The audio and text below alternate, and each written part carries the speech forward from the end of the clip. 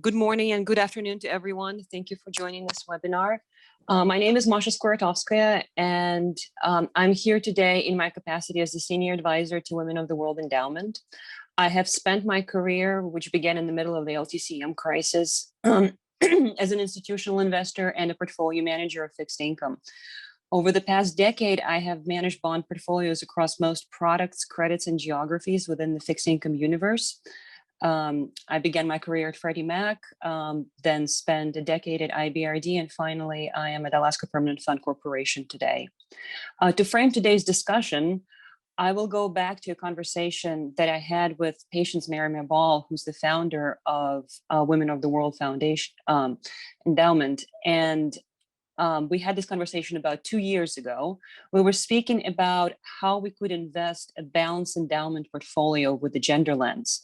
And she challenged me to show her what it would look like. Starting with the premise that initially we would be looking to invest in only liquid market products, we surveyed the marketplace and discovered that while there were a few ETFs and mutual funds based on gender lens equity indices, the spectrum ran from those that only focused on women in leadership to those that measured more comprehensive set of indicators. But there were no products or indices that applied gender lens to fixed income space. Digging deeper, we found that while some managers applied equity gender lens criteria to corporates, no one was really looking at about 2/3 of the fixed income universe, which is comprised of government debt and securitized products. With those components, there was no way to create a comprehensive debt index, and there was no way to create a gender lens global ag that we could use as a basis for a liquid ETF or benchmark for a GLI fixed income portfolio. We also heard from many managers that there's no way they would not invest in government debt in their portfolios, and we needed some way to score it. Later in 2019, in collaboration with UN Women, we conducted a financial engineering workshop that brought together asset owners, data aggregators, researchers, and many other players to design products that would help direct flow of investment capital into gender lens space. The participants have zeroed in on the need to build a gender lens global bond index. In fact, 90% of the participants indicated that they would look to invest in a product based on such index. And as a first step, those present agreed that there was a need to develop a gender lens scoring methodology to apply to sovereign debt.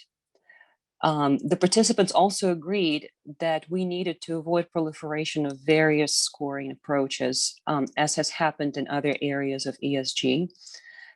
They agreed that the need was to build from the foundation of existing body of academic research, namely the XX Factor report, and also incorporate indicators that we have already collected and have been evaluated, such as the work that was done on legal rights by the World Bank. So with that, I would like to pass this over back to Kat to discuss the framework for the XX Factor report and how it can be applied to the development of the sovereign evaluation model. Great, thanks, Masha. Well, as Ruth alluded to, this work for our team, at least, all started with the XX Factor framework. Several years ago, our team tried to get answers to this question. If you care about improving the lives of women and girls around the world, no matter where they are, in which country, socioeconomic class, race, or gender, for any woman or girl, what matters? And consistent with all of the work our center does, which is focused on providing answers that are informed by the best available evidence and actionable, we set out to understand what were the dimensions that mattered for every woman, every girl, everywhere. And that became the XX Factor framework, and that was a starting point for the analysis that you'll hear more about today. These were the 5 dimensions that were linked by evidence to meaningful improvements in the lives of women and girls. None of these would be surprising, but let me go through them quickly because I will share some of the indicators that we can all start using to understand progress along these dimensions. The first is health, that women and girls are free from disease and pain and can live full, flourishing lives. Education, that women have access to educational programs and opportunities that are linked to improvements in all the other dimensions and expand their possibilities in life. Economic empowerment, that women are enabled to achieve economic success and agency. And they have agency over financial decision-making that affect themselves and their families. Personal safety, that they are free from violence and other harmful practices that undermine their own bodily autonomy and well-being. And legal rights, that they have rights recognized under the law and enforced. And frankly, that those rights, those policies are part of what enable progress in all the other dimensions. So that's the XX factor framework. And the good news is that there is data. Data exists that can help all of us understand and make more progress along each of those dimensions. So what you're seeing now is a summary of the analyses that our team conducted, looking at existing available data sources, including the UN Sustainable Development Goals Tracker, the World Bank Gender Data Portal, the International Monetary Fund Gender Data, Social Progress Index, Institute for Health Metrics and Evaluation, and the Women, Business and Law 2020 report, which you'll hear a little bit more about later. Good news number one, data exists that can help us track and mark progress against all these dimensions. And what you see on your screen now are what those indicators are. For health, indicators that are now currently and widely collected around premature death, disability, and a lot of the data, a lot of focus has been on the difference between men and women, so parity. But there are certain indicators that are specific to women that are linked to improved health, like more maternal mortality ratio. For education, there are indicators that help us understand access to education, attainment, so completion rates, and achievement, like literacy rates. For economic empowerment, there are outcome indicators that are already being measured around household wealth and control over household spending, as well as indicators that help determine those outcomes, like the percent of participation that women have in the labor force, their access to necessary technology like mobile phones and the internet, property rights, and access to finance. For personal safety, these are indicators that are among the most widely and consistently collected. The proportion of intimate partner violence and the lifetime prevalence of sexual violence by non-partners. And then, as I said earlier, legal frameworks enable progress along all these indicators. Some of the highest level ones that are helpful and that are collected across all countries are percentage of women in national parliament, but there are other, and in some cases, more meaningful and specific indicators around legal rights, which is the existence of work-related policy laws and policies around work and other practices. So with that, I'm going to pass it on to Taya, because one of the things that we found in our analyses of available indicators that could be used for the kind of index that Masha described was the need for richer data around women, business, and law, exactly what Taya is going to talk about next. Thank you so much, Kat. Okay, I'm not on mute anymore. Thank you for this invitation to this webinar. My name is Tea Trumbic, and I'm the program manager at the World Bank of the Women, Business, and the Law team. And it's really exciting to be here today and to see how much progress has been done. Some 10 years ago, there wasn't that much data, and so the news were not so good. We have a lot more data now, but if it is not used, and if it is not used for the purposes that it's often intended, then it sort of becomes irrelevant. So I'm really glad that we're talking about the use of data and thinking how this issue of gender equality can become a bit more prominent, both in private sector and public sector minds.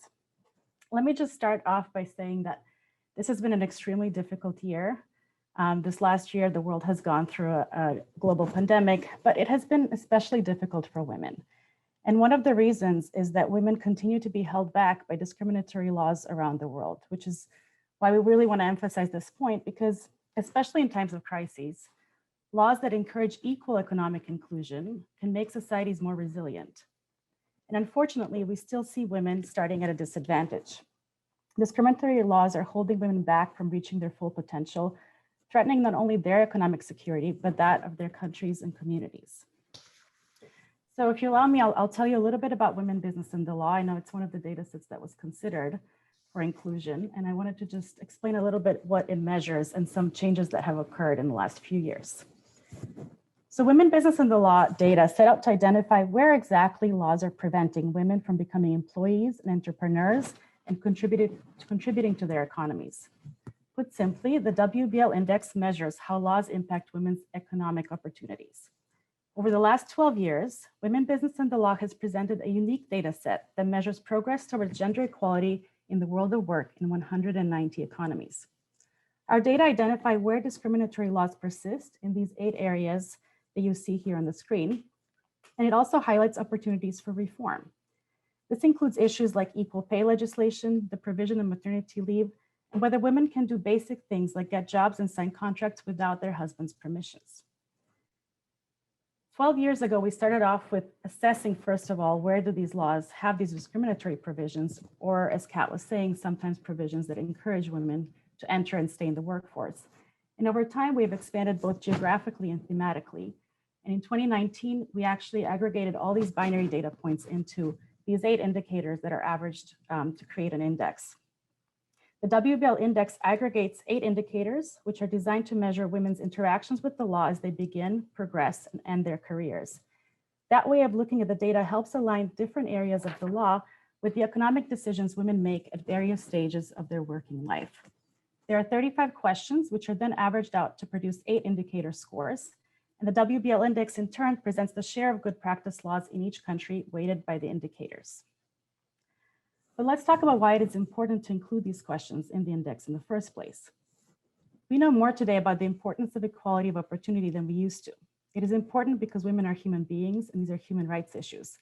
But we have also found that there are economic benefits to equality. Our research builds evidence on the critical link between gender equality and economic growth.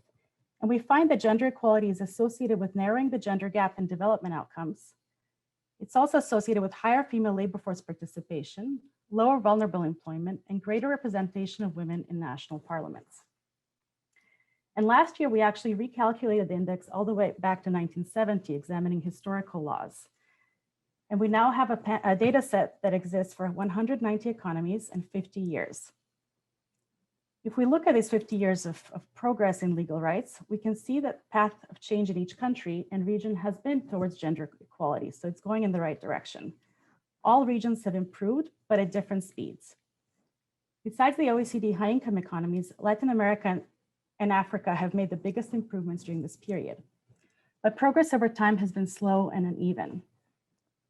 And although we know more about the benefits of gender equality and there is more data out there, there's also more work to be done to fully reap its benefits. Despite more than 1,500 reforms that we have noted over this 50 years, our latest report, Women, Business, and the Law 2021, shows that globally, the average woman still has only 3/4 of the legal rights of the average man. If we average out the scores of all countries measured, the global average score is 76.1 out of 100. So I'll stop here for now, but this just shows you a flavor of the data that can be compared both over time and between regions and can really help us assess where legal rights are still holding women back. And of course, the law is only a foundational step. It's not the only thing that matters. Practice and implementation can have a huge impact as well. Thank you. Back to you, Masha. Great.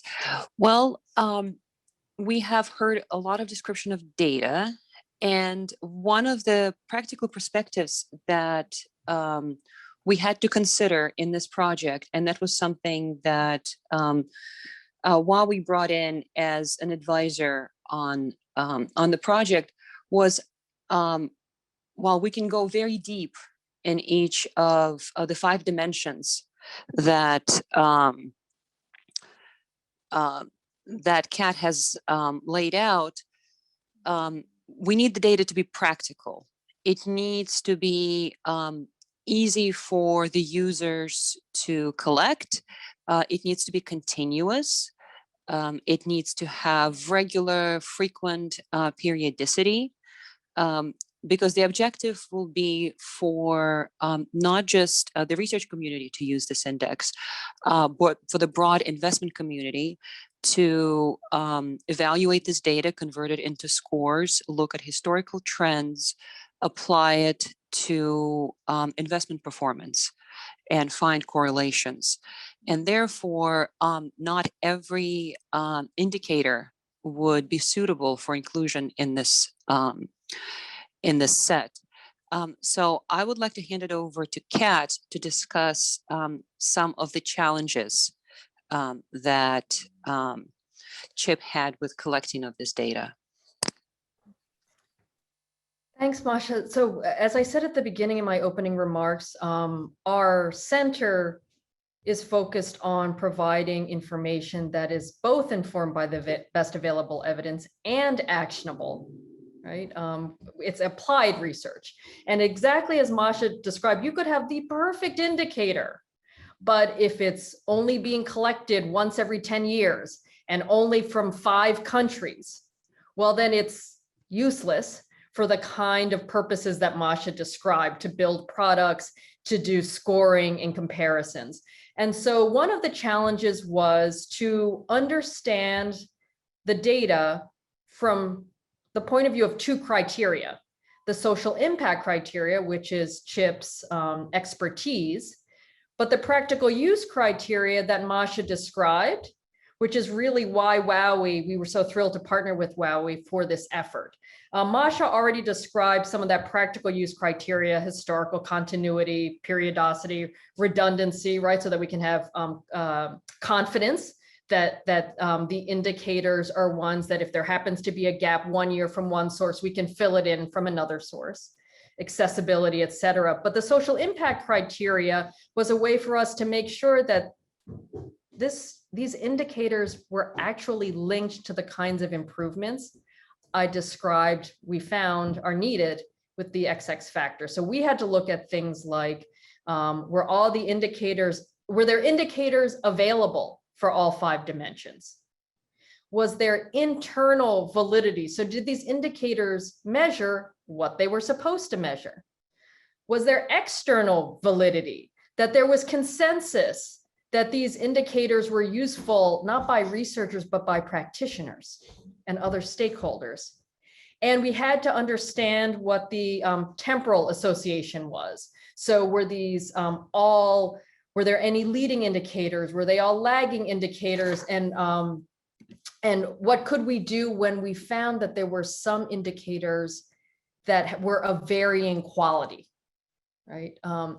Those were all the issues that we had to wrestle with when we analyzed the data available from 11 some large data sets. And just to give you a sense of some of the things that we had to do, for example, you'll see on the on your screen literacy.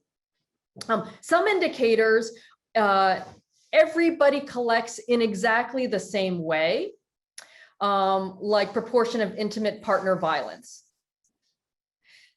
There are some indicators like the ones for literacy that nobody seems to be measuring country to country in exactly the same way, right? So we had to figure out, what do we do with this and how do we describe it? That's an example of some of the complexity in our data analysis, right? Education has different purposes in different countries and different cultures, and what people use then as success can differ. And so there wasn't a very helpful comparison for something like literacy rates in the same way there was for proportion of intimate partner violence.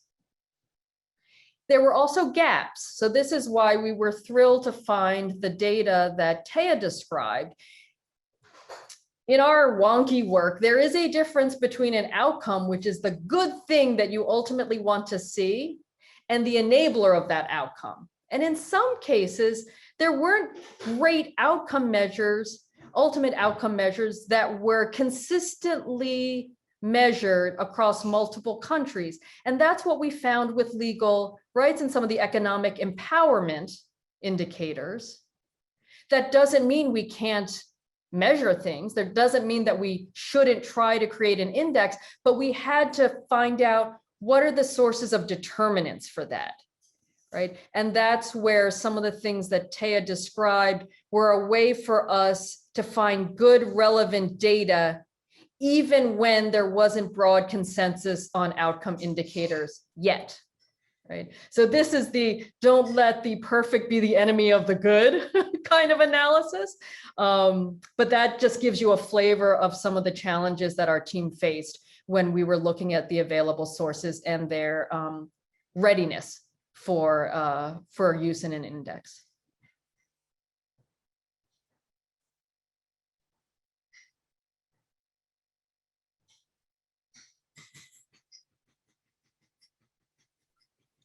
And maybe at this juncture, we can hear from Taya about the changes that they have gone through with the legal index to make it more user-friendly for the potential applications. Thanks, Masha, and thanks, Kat. That was such an interesting discussion of indicators and the criteria you went through. And we think about those things all the time in selecting what should be measured or not. As I explained, in the 12 years that this project has existed, we collected a lot of data over time.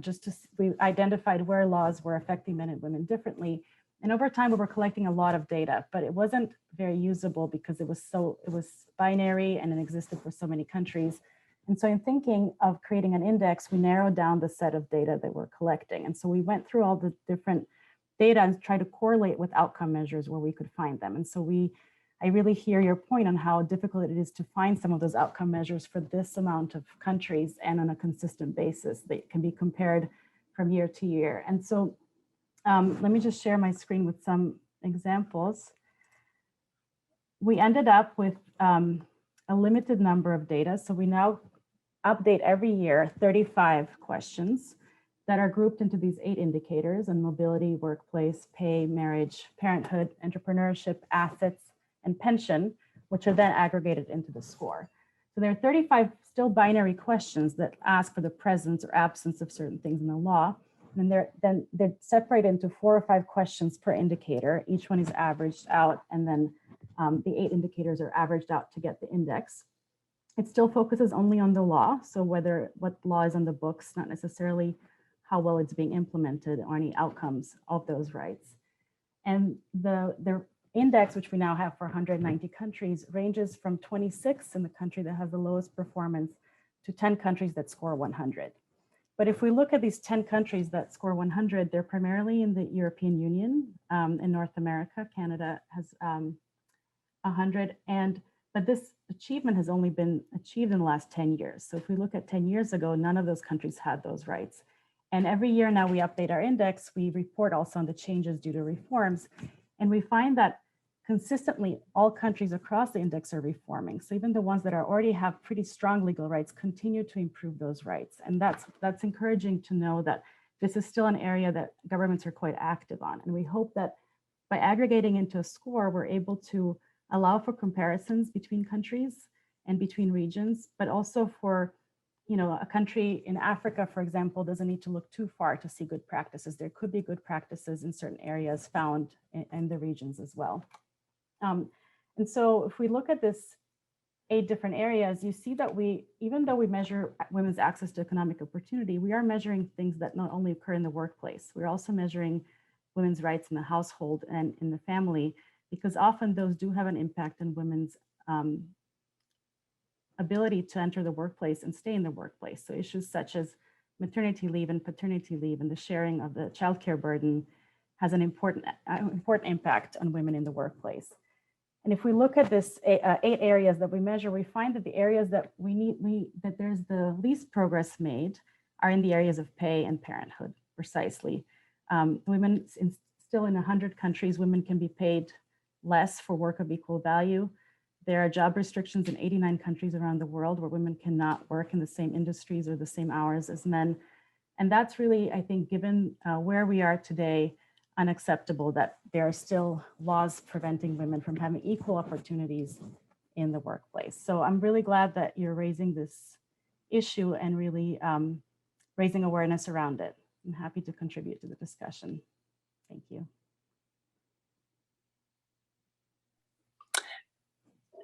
Thank you so much, Tia and Kat. As you have heard, we now have a data set of indicators that have been vetted and evaluated and made quite useful. At least in one dimension of legal rights, they already come with a score, which greatly improves their usability. One thing I would like to highlight is that this group of indicators does not just evaluate the intent data, as would be indicated by the legal dimension. It also evaluates the outcome data, which means that how well the countries are actually living the legal commitments that they have made to improving the well-being of women and girls. So what are the next steps? What can we do with this data set? What we're looking at is using them as quickly as possible. We're looking for a partner who will first develop a score on the basis of these indicators, and we will promote that as the standard for evaluation of well-being of women and girls that broader ESG community can turn to and begin applying to evaluating how well sovereign investments are doing in towing the line of gender equality. And of course, the next step would be to develop a comprehensive first sovereign and then a global fixed income index that would apply the gender lens to a wide set of fixed income products. Once we have that index, there are multiple uses for its application. We will look to promote this and create liquid products such as ETFs and mutual funds. We will promote its use among investors who are already in the gender lens space and apply it as a benchmark to their fixed income portfolios or help them build fixed income portfolios on the basis of this index. And of course, we will look to promote this within the wider ESG community that is currently taking a closer look at the S in the ESG. And this would be the standard for evaluating the well-being of women in that framework as well. One of the central goals of WoWE is to achieve the improvement in the well-being of women and girls through the power of capital, and therefore promoting the use of GLI and crowding in other investors into the space comes hand in hand with our purpose. So who do we expect to be the first round of investors that would be interested in the products based on such an index? Based on our canvassing of the space, we would be looking to philanthropic portfolios, foundations, endowments that are focused on the advancing of the well-being of women. One of the strongest responses we have received was actually from the high net worth individuals who are passionate about this arena. We would look to partner with investor platforms such as Elvest that can showcase the options to retail investors. So it would not be a single anchor investor that we would build particular liquid products around. It would be a diversified base that would have wide support. And therefore, if someone withdraws, it's not going to sink the product. And of course, our next objective and next prize would be to encourage the adoption of this framework by the institutional investors who up to this point probably did not have the bandwidth to focus on gender and to develop an approach. But by handing them a framework and an approach, we hope that we would receive a buy-in from those investors that are already active in the ESG space. And it will also allow them to evaluate the merits of investing in the strategy, as well as the risks, and help them build portfolios. I will stop here and would actually ask Ruth to bring in a little bit of an asset owner perspective on how this product may be used in her portfolios. Thank you, everybody. And you all said all my favorite words. Standardization, practical, transparent, relevant, meaningfully useful. So thank you, everybody. And when we started on this journey, I don't think I could have hoped for a better progress that after, I think it's been 5 years, we actually are really at the cusp of launching a really, really useful product that will be hopefully really drive markets. As a field builder, we use quite a bit of grant money to help support this type of innovation and progress. And there's still a lot of work to be done, even though we're very excited to get our hands on a product like this. We need to always be watching to make sure that there aren't better metrics that come out, that there's opportunities to improve the framework. We need to continue to be champions and ambassadors for how important this is, whether it's within as a foundation and philanthropist among my own networks, but looking for other institutional investors who would find this compelling and making the case.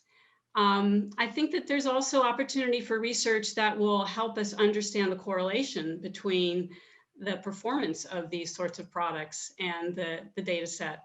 So as a field builder, we look forward to continuing to be involved in that sort of work and using our grant money to drive those sorts of evaluations. So thank you, everybody. I'm really excited to see the next steps, and I think it's time for questions. So I'll hand it back to Masha to lead that. Thank you, Ruth. And yes, we are receiving some questions. Thank you, everyone, and please keep them coming. So the first question we have is, do we look at women in leadership, such as corporate boards or executive positions?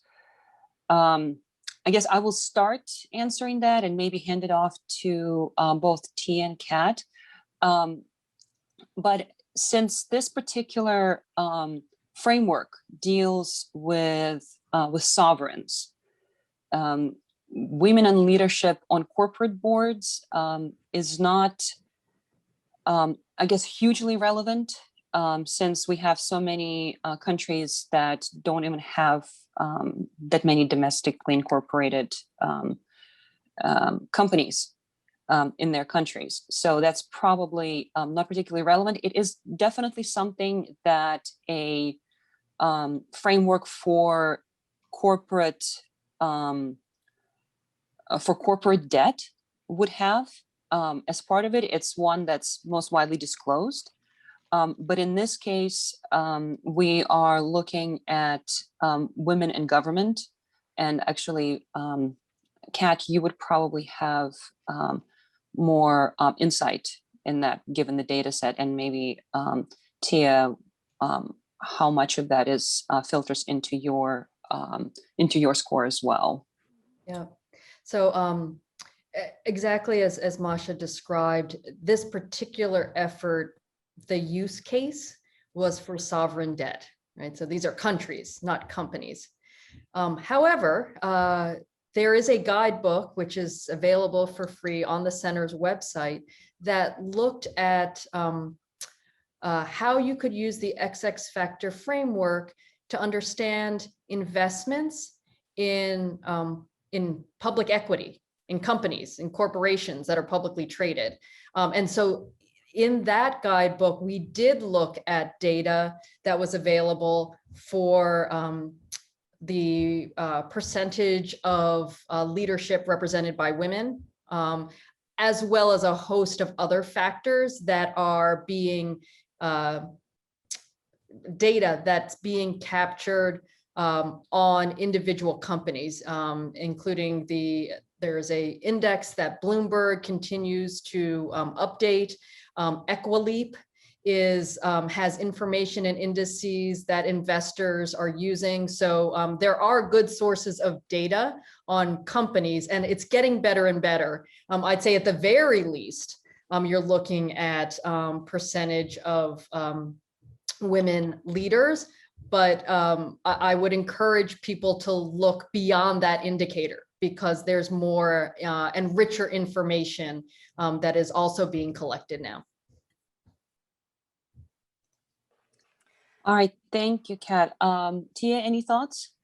Yeah, I just wanted to add that we used to collect data on whether there are quotas for women's on corporate boards, and not the actual outcome of how many women are on corporate boards, but some countries did have quotas on women in corporate boards or women in the judiciary or something like that. And we used to collect that, but that was one of the data points that was dropped, because when we correlated with outcomes, there were countries that had no quotas that had very good outcomes and had a lot of more.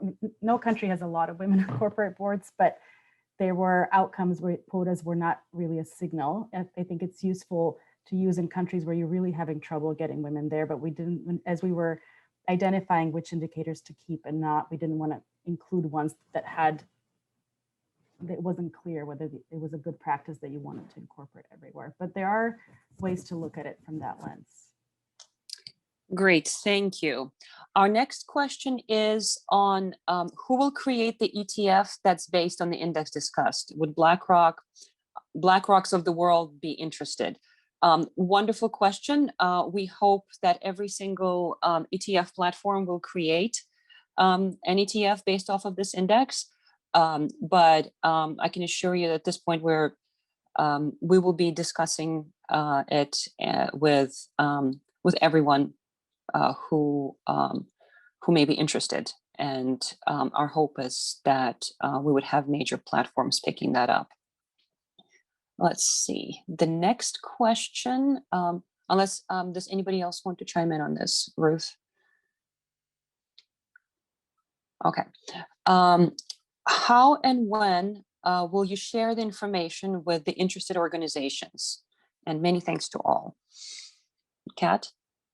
I'm gonna hand this one to you. Yeah, both the report that we're talking about today and the XX Factor original framework and the guidebook, which I'll ask maybe one of my colleagues to put a link in the chat.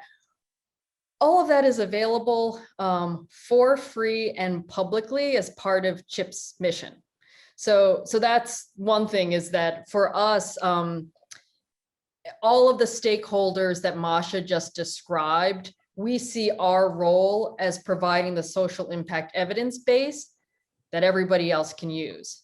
And so that's how we are contributing to it, is to make sure that that it's publicly available for free on our website. And then our particular audience, because we're the Center for High Impact Philanthropy, so our target audience are folks like one of the hats Ruth wears, field builders who have philanthropic capital to invest in the R&D that can help all of the commercial and public players do more.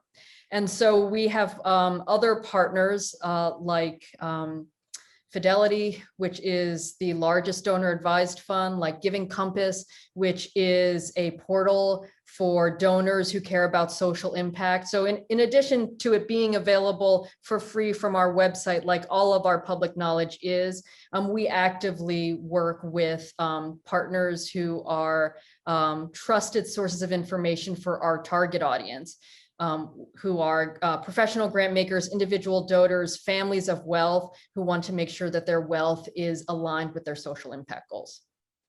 But the good news is you see partners on this screen. So that's just what we're doing.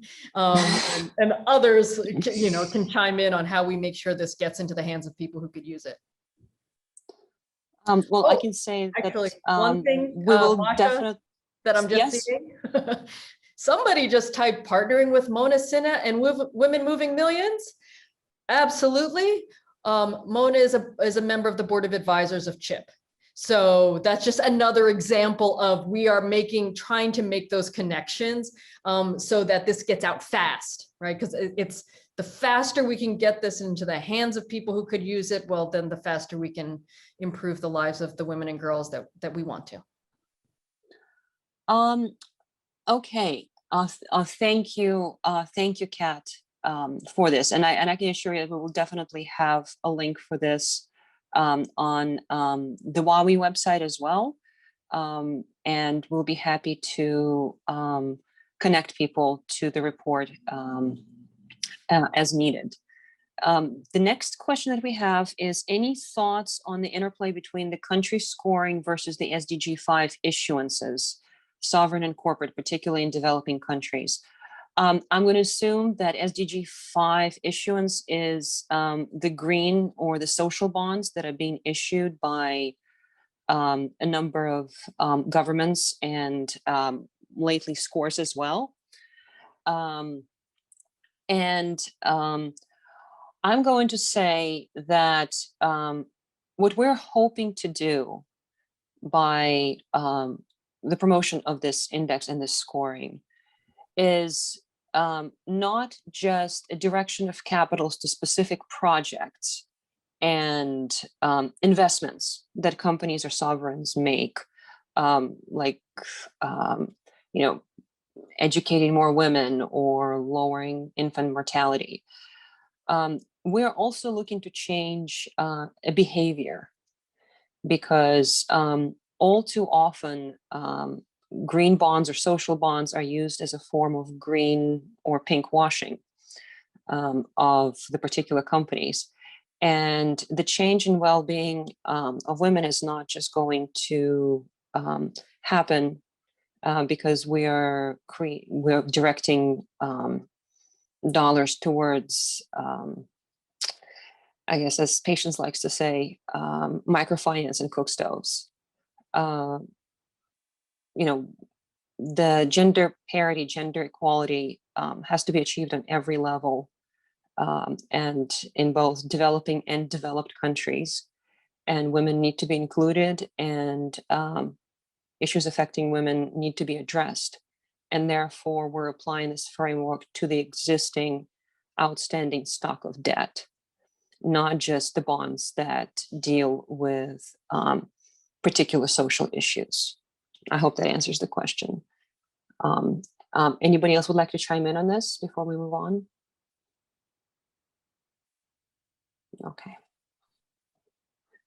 Let's see. Oh, this is a great question, and I will open this up to everyone on the panel. Can you please discuss the importance of the male allyship? I assume it's basically the buy-in from the male population.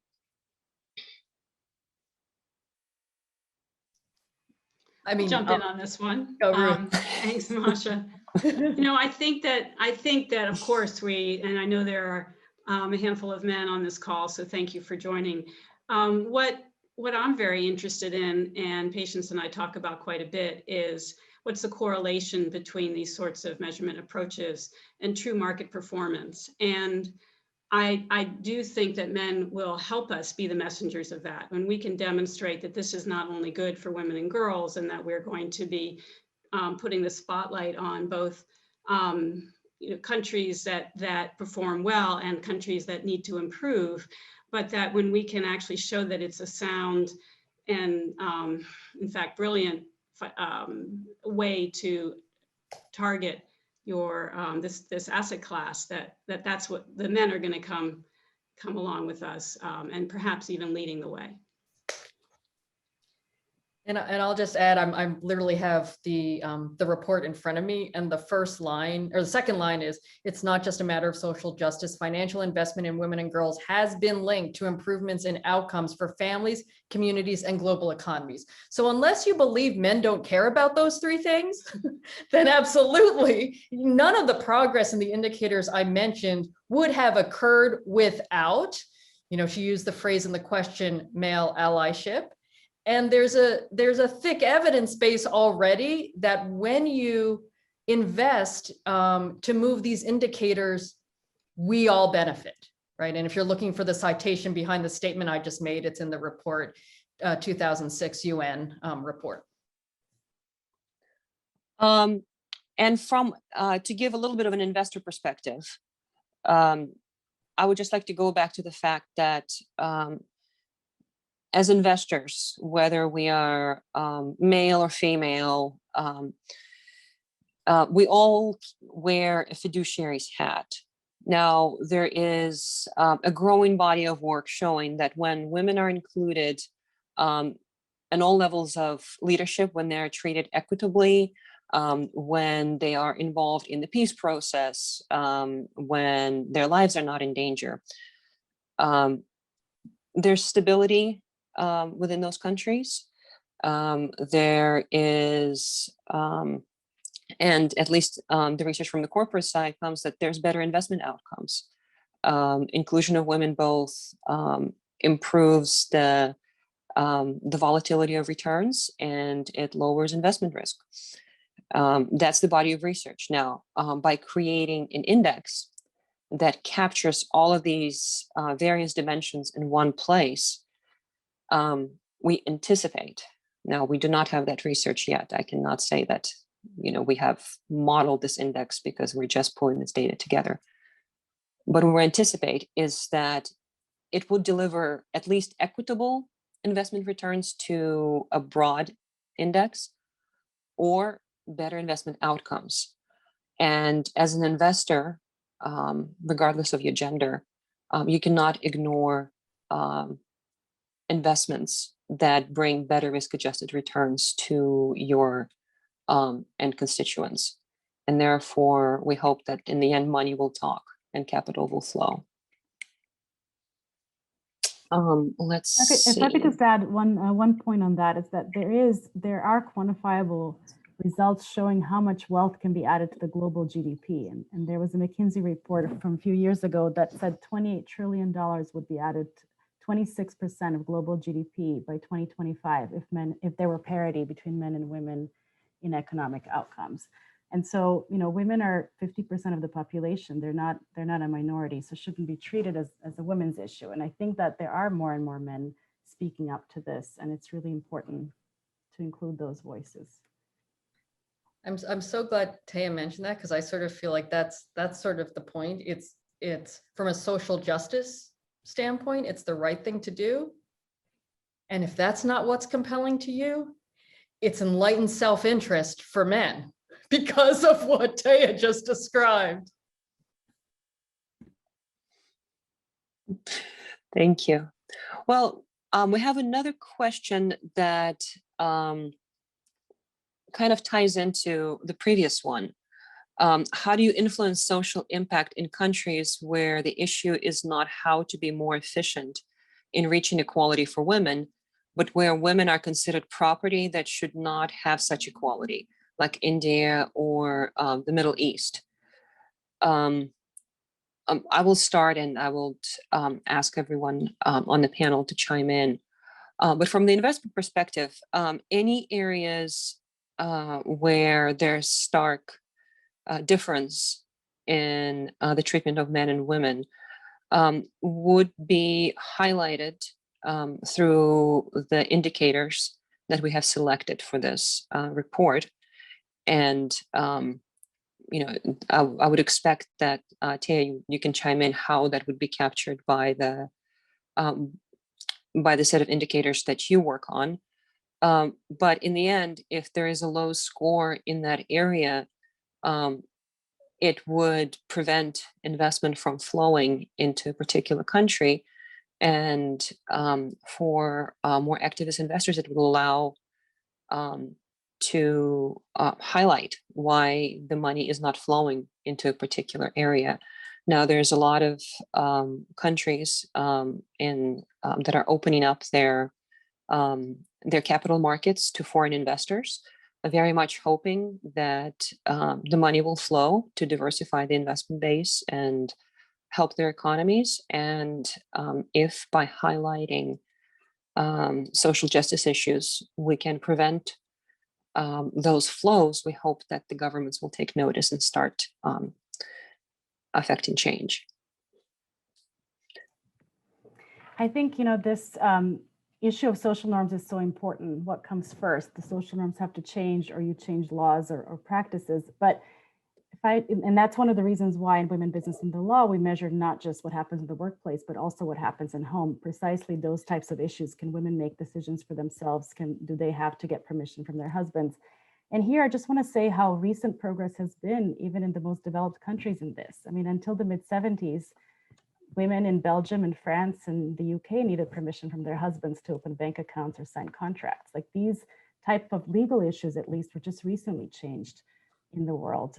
Even in the United States, women we've been now celebrating 100 years of the right to vote. Those things are still recent, and I think the implications of them were not fully realized until very recently. And so I think that by raising awareness, by showing where these differences still exist, and somehow assigning scores or investments based on that, I think is one way to raise that awareness and improve the situation around the world.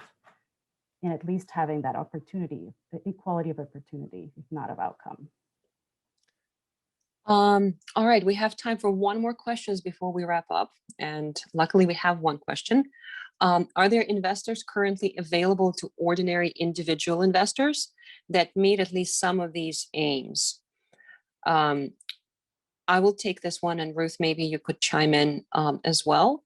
As I mentioned in the opening of the webinar, we have canvassed the investment space for liquid options that we can put WoWE's capital into once when we begin growing the corpus.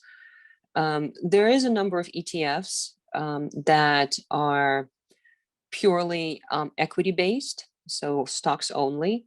Many look at only women in leadership. Some go deeper by using the Equileap scorecard in creating their indices. There's, I can't name them off the top of my head, but there's quite a few. And so if you're interested, we can maybe take this offline.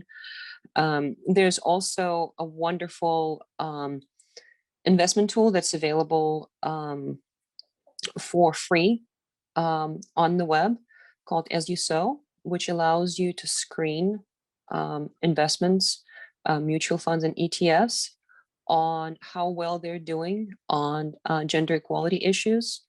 And we use it extensively within our own portfolio to find investments that that meet our investment criteria for gender lens.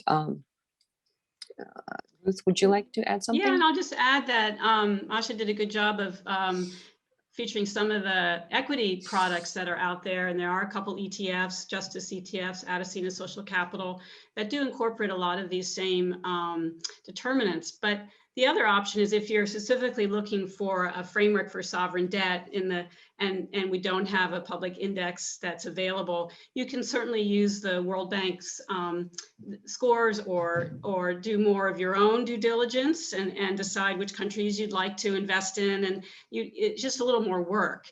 But there certainly are opportunities for everybody to have more robust filters when we're making decisions about where we want to put our money. So I think that's available to all of us. And as the frameworks get better and they become more globally available and more publicly available, we can all get better together.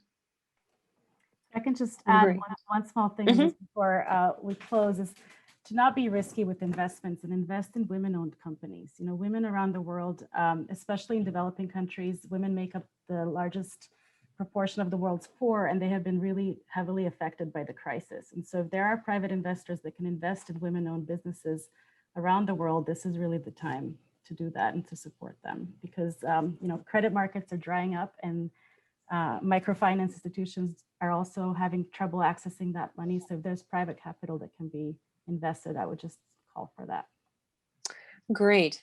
Well, Tia, that's what we're going to say, that this is your thought for the day that you would like to leave with investors, and I will open this up to the others. If there's one thing you'd like to leave our guests with, one thought that you would like them to remember from this webinar, what would it be? Kat, if you would chime in, we'll start with you. Sure. The one thought is that sometimes I feel like our team, we're like, is this the right Greek goddess, Cassandra, where we're like yelling that this stuff exists and nobody's paying attention. I guess I'm very optimistic after the analysis we did. What we discovered is there is lots of great data out there. It just hasn't been used yet by the different types of investors to screen investments. So this is not a case where like, oh my God, we've got to build all these things from scratch. No. Pick up what's already there and start using it. And that's my sort of call to action for everybody. You do not have to start from the beginning. You just need to, sort of what Ruth said, if we just build on what we've already got together, we'll move faster. I love the And Cassandra Ruth? reference, Kat. I think we can all, not only are there ways to get better, but we can also start listening to the signals of where disaster awaits. And so just to have your eyes open, invest through women, with women, for women. And I really do think we're going to build a much better world. Wonderful. Well, my one thought would be that you know, each one of us is a drop in the ocean, it seems, but an ocean is many drops. And what we're hoping is that we can pull these drops into one big body of water that can move gender equality in the right direction. So with that, thank you everyone participating in this webinar. Please get in touch with us if you have any follow-up questions, and watch this space. Thank you.